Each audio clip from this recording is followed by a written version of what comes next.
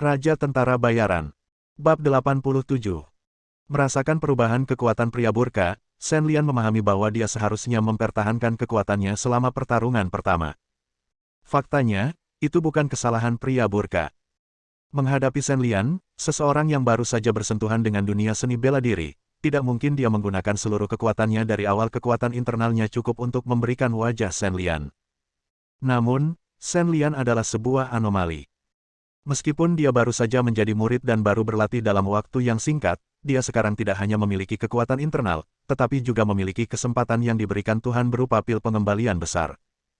Setelah saling bertukar pukulan, pria burka itu tidak berhenti seperti terakhir kali. Memanfaatkan pijakan Shen Lian yang tidak stabil, dia menemukan kesempatan yang tepat untuk terus menindaklanjuti, dan memukul wajah Shen Lian lagi dengan pukulan terukur. Merasakan niat pria burka, Shen Lian tidak berani menahan diri sama sekali. Dia tahu bahwa begitu dia ditekan oleh pria burka, Shen Lian akan dikalahkan selangkah demi selangkah. Bagaimanapun, kekuatan saja tidak cukup.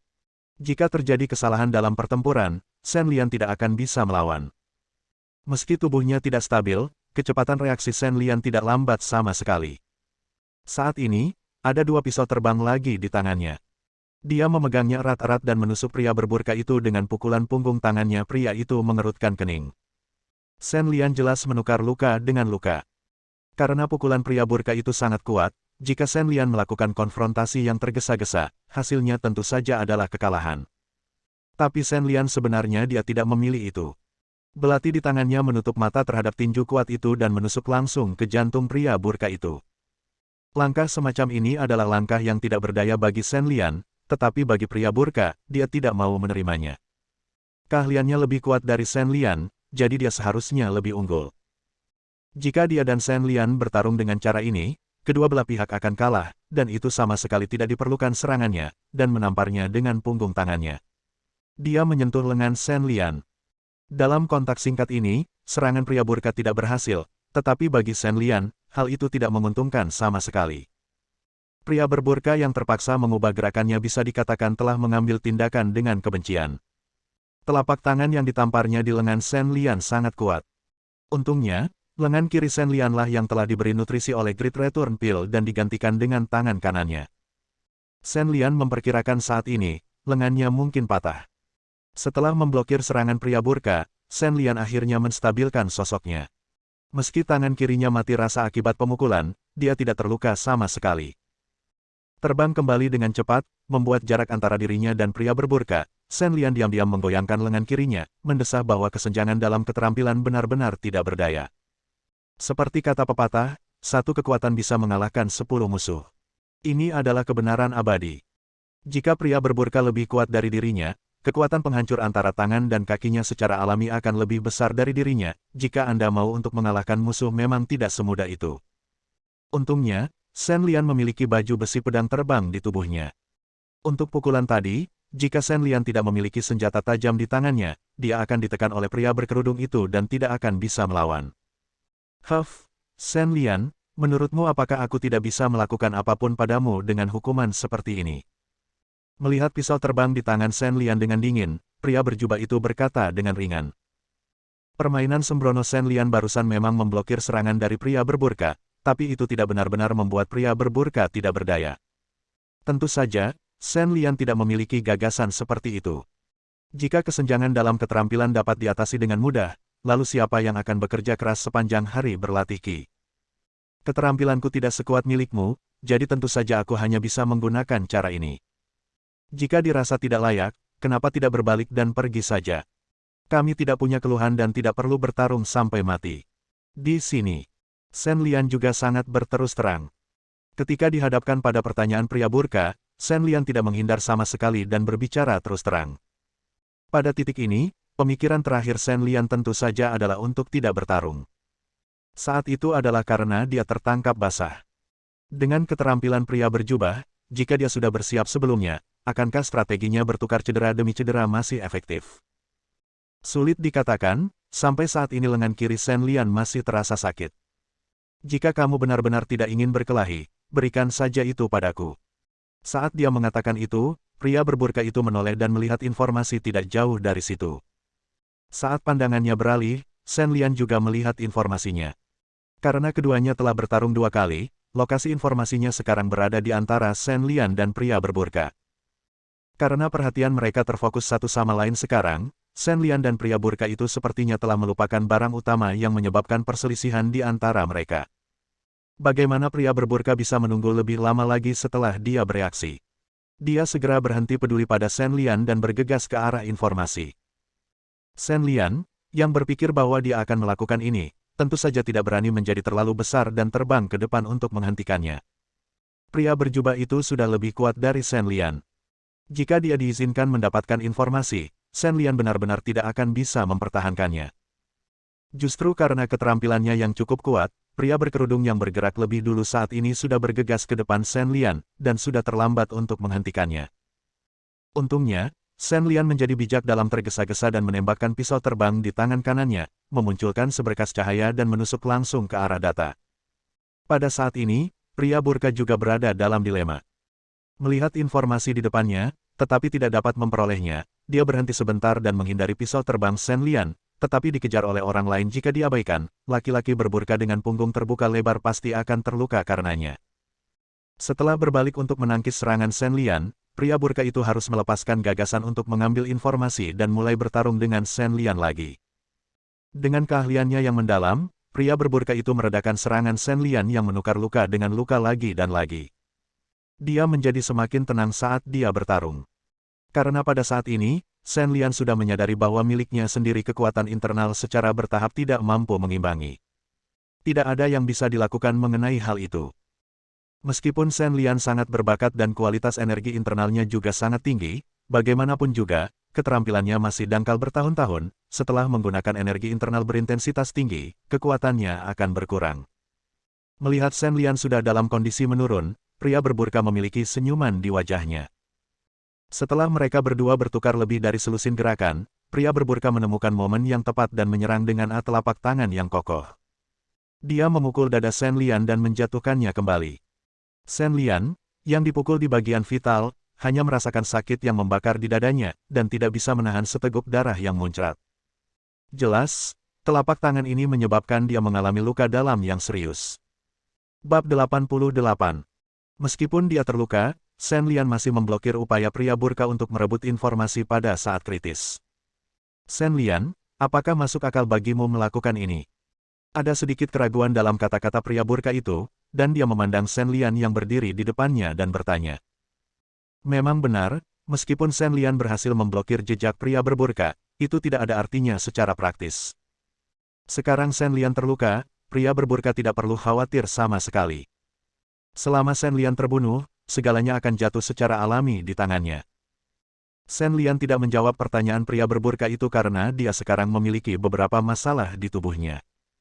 Meskipun semuanya tenang di permukaan, energi internal Shen Lian sekali lagi di luar kendali. Pada saat ini, Shen Lian merasa bahwa semua energi internalnya terus-menerus berkumpul di dadanya alih-alih rasa sakit, semburan kehangatan mulai memancar. Shen Lian juga menduga bahwa ini seharusnya merupakan respons stres yang secara otomatis diprakarsai oleh kekuatan internalnya sendiri karena cedera fisik. Tujuannya tentu saja untuk segera memperbaiki tubuh yang terluka. Meskipun hampir sepertiga dari energi internalnya dikonsumsi, untungnya, saat energi internalnya tidak terkendali tidak berlangsung lama setelah luka di dadanya sembuh, Shen Lian mendapatkan kendali atas energi internalnya lagi. Melihat Shen Lian tidak berbicara, pria berjubah itu tidak mengatakan apa-apa lagi. Bagaimanapun, Shen Lian sudah terluka parah dan muntah darah. Tidak masalah. Dia memanfaatkan cedera serius Shen Lian untuk membunuhnya. Jika hal itu dihilangkan, tujuan pria burka akan tercapai. Menindas ke depan, pria berkerudung sekali lagi menyerang Shen Lian dengan kekuatan angin dan guntur, dan mengambil tindakan lagi. Pria berkerudung, yang berpikir bahwa targetnya seharusnya tidak dapat melawan, tidak merasakan beban di hatinya dan mengambil tindakan dengan mudah, tapi tiba-tiba dikalahkan oleh Shen Lian. Shen Lian, yang awalnya berdiri terpuruk, tiba-tiba mengeluarkan kekuatan batinnya tepat ketika pria berjubah hendak menyerang. Dia tidak hanya menahan serangan pria berjubah itu, tetapi dia juga membuat tanda berdarah panjang di dadanya. Apa? Kamu tidak terluka? Pria berjubah itu dengan cepat mundur dengan ekspresi terkejut di wajahnya. Dia tidak pernah menyangka bahwa Shen Lian masih memiliki sisa kekuatan. Kalian pasti tahu kalau pertarungan sudah mencapai titik ini, bahkan ahli burka pun merasa kelelahan saat ini, apalagi Shen Lian. Dan sekarang Shen Lian jelas terluka dan muntah darah. Dia seharusnya jatuh dengan patuh, tetapi dia malah melukai dirinya sendiri. Cedera itu wajar. Saya pikir kita akan berhenti di sini hari ini. Melihat dia berhasil dengan satu pukulan, Shen Lian menunjukkan senyuman santai. Tidak semua orang di dunia ini memiliki kemampuan yang kuat untuk membangun otot secara internal. Pria berburka itu baru saja terluka olehnya akan kalah atau menang. Anda. Pria berburka itu ragu-ragu karena terkejut. Dia secara alami juga tahu bahwa situasinya tampaknya telah berubah sekarang. Luka Shen Lian menghilang karena suatu alasan, tetapi sekarang dia terluka. Shen Lian. Saya Zheng Dongcheng dari keluarga Zheng di Beijing. Apakah Anda tidak ingin mengetahui identitas saya? Sekarang saya sudah memberitahu Anda, bisakah Anda memberi saya informasinya? Setelah ragu-ragu beberapa saat, Zheng Dongcheng berbicara. Jelas, Zheng Dongcheng kini memilih untuk berkompromi. Dibandingkan dengan kegagalan perjalanan ini, Zheng Dongcheng akhirnya memilih untuk mengungkapkan identitasnya. Heh, kupikir kamu benar-benar tidak bisa mengatakannya ya, Zheng Dongcheng kan? Orang Ming tidak mengucapkan kata-kata rahasia, jadi kamu juga harus tahu tujuanku menanyakan namamu. Sekarang terlalu tidak tulus untuk hanya memperkenalkan diri seperti ini. Sudah. Shen Lian, yang telah memulihkan situasi, menggelengkan kepalanya dan berkata bahwa memang benar bahwa Shen Lian sekarang memiliki modal untuk bernegosiasi. Sekarang tujuan Shen Lian adalah untuk mengetahui mengapa Zheng Dongcheng, atau keluarga Zheng, begitu peduli pada Jiang kelompok. Sejujurnya, di mata Shen Lian, materi ini hanya bisa digunakan sebagai bukti kesalahan, tapi sekarang tampaknya tidak sesederhana itu. Biar saya perjelas, masalah ini terkait dengan dendam antara keluarga Zheng kita dan keluarga Ma. Shen Lian, Anda tidak akan tertarik untuk berpartisipasi dalam dendam seni bela diri semacam ini, bukan? Sekarang identitasnya telah terungkap, Zheng Dongcheng tidak perlu lagi membungkus dirinya dengan erat. Dia mengulurkan tangan dan melepas tudung kepalanya, memandang Shen Lian dan berkata, meskipun rencana awal adalah untuk bertindak secara rahasia, sekarang situasinya tidak lagi memungkinkan, Zheng Dongcheng tidak perlu lagi bersikap tertutup. Bahkan Divisi Keamanan Nasional ke-9 tidak dapat campur tangan dalam keluhan antara keluarga bangsawan. Dunia seni bela diri Tiongkok telah ada selama bertahun-tahun sejak zaman kuno dan selalu selaras dengan pemerintahan. Meskipun zaman telah berubah, tidak ada yang bisa mengatakan bahwa sekelompok makhluk istimewa seperti itu dapat dikelola dengan patuh. Selain itu, keluarga seni bela diri ini telah ada selama ribuan tahun, dan pengaruhnya di Tiongkok sangat terkait. Bagian ke-9 dari Biro Keamanan Nasional memperlakukan mereka bukan sebagai kontrol, tetapi sebagai perjanjian dunia dalam lingkup dunia. Hal-hal umum lainnya adalah saya bahkan tidak akan bertanya terlalu banyak. Meskipun dia sudah lama tidak berada di Divisi ke-9, Shen Lian juga menyadari hal-hal ini.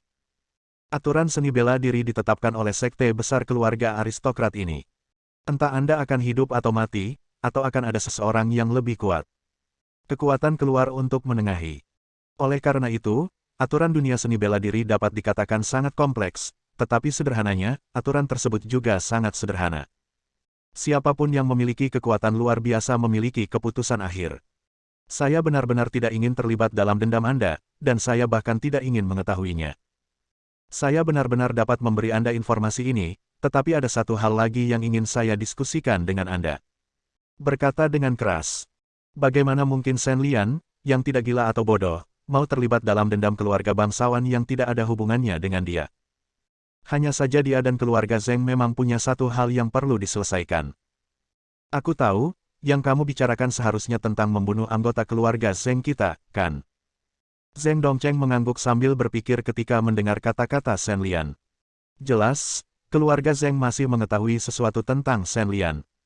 Sebagai salah satu dari 6 keluarga bangsawan besar di Tiongkok, tentu saja mereka tahu siapa yang membunuh salah satu dari mereka. Selain itu, hanya satu dari 2 anggota keluarga Zheng yang pergi untuk menangani Ma Fu dan putranya yang meninggal baru saja kembali ke klan untuk melapor. Keluarga Zheng melancarkan penyelidikan terhadap Shen Lian. Setelah mengetahui bahwa Shen Lian bukan anggota dunia seni bela diri, petinggi keluarga Zheng telah membuat keputusan. Pada awalnya, sikap mereka terhadap Shen Lian untuk sementara ditangguhkan menyelesaikan masalah dengan ratu dan membuatnya cacat. Bagaimanapun, Sebagai anak berusia 6 tahun sebagai keluarga besar, keluarga Zheng juga tahu betapa memalukannya di dunia di mana kekuatan adalah yang paling penting. Jika Anda terbunuh sebagai orang awam, Anda hanya bisa menyalahkan kurangnya kemampuan akademis Anda. Bersambung.